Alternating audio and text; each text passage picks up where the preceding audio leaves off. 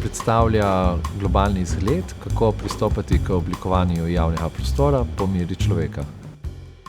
Plečnikova dediščina je vpisana na UNESCO seznam svetovne dediščine, predvsem zaradi njegovih pristopov k oblikovanju javnega prostora.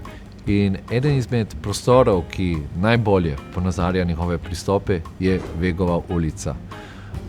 Mala ulica je bila med obema svetovnima vojnama preoblikovana z njegove strani in bogastvo nje je to, kako je Plečnik z serijo različnih intervencij od velikih, kot so gradnja NUK-a, do povsem malih, kot so gradnja spomenikov, svetil, ograj, kako je z tem miksom različnih intervencij povsem preoblikoval in je dal dostopnost, orientacijo, svobodno rabo in jo približal vsem ljudem za različno rabo.